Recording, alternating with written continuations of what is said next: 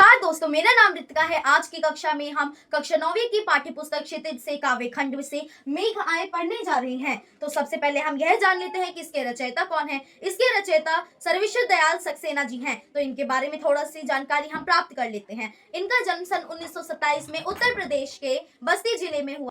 इनकी उच्च शिक्षा अहमदाबाद विश्वविद्यालय से हुई थी तथा इनका निधन 1983 में हो गया था। आइए अब हम काव्य की ओर बढ़ते हैं। मेघ आए बड़े बन ठन के सवर के, आगे आगे नाचती गाती बयार चली।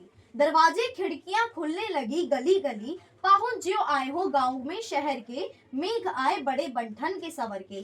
तो देखो, इसमें जो सर्वश्री दयाल सक्सेना जी हैं वो क्या कहना चाहते हैं, वो मेघों के माध्यम से, वो ये बहुत अच्छी कविता है, अच्छा काव्य है जिसमें दमाद को, मेघों को दमाद का रूप बताया गया है।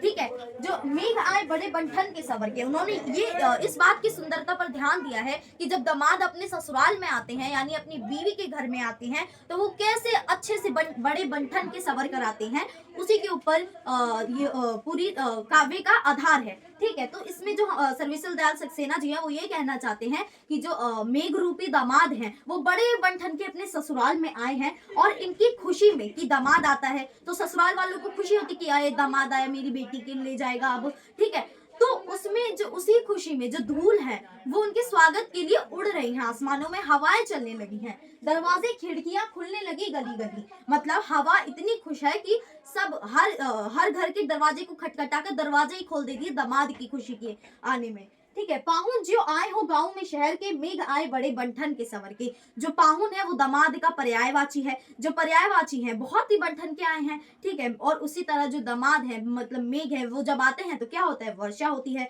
आंधी आती है, धूलें उड़ती हैं। तो उसी तरह दामाद के आने पर लोग जो है वो खुश हो उठते हैं। चलिए अब हम दूसरा पैराग्राफ पढ़ते हैं। पेड़ झुक झांकने लगे गर्दन उचकाए, आंधी चली धूल भागी घाघरा उठाए। बाकी चितवन उठा नदी ठिठकी घूंघट सरके, मेघ आए बड़े बन ठन के सवर के।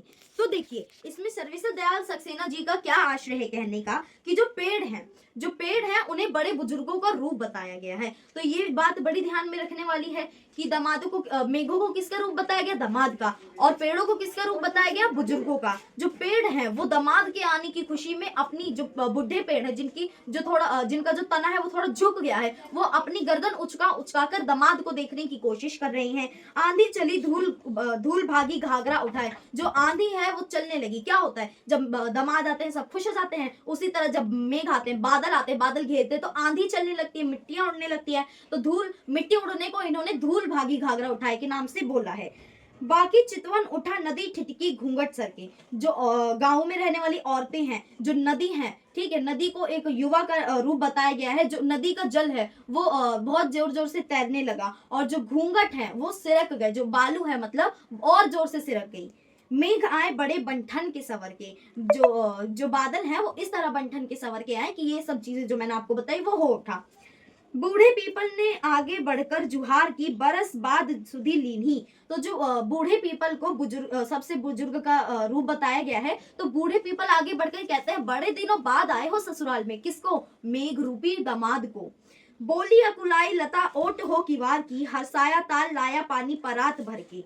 जो लता है वो मेघ की बीवी बताई गई है, यानी जो दामाद है उनका बीवी, मतलब जो बड़े बुजुर्ग हैं उनकी बेटी लता है और उनका पति मेघ है। ठीक है, तो जो मेघ है उनकी पत्नी जो लता है वो दीवार के पीछे से छुप के अपने पति मेघ को देखती है और कहती है कि बड़े दिनों बाद आए हो, मेघ आए बड़े बंठन के सवर की।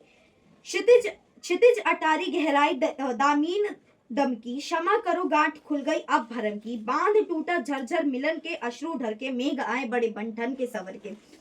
तो देखो, जो लता है वो अपनी छत पे खड़ी होती है।